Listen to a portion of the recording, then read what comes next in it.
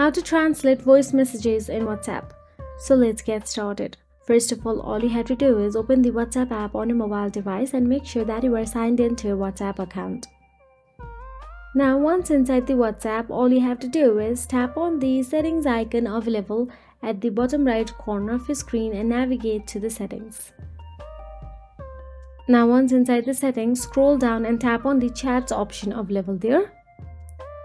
And once inside the chats, you can see voice message transcripts option available there.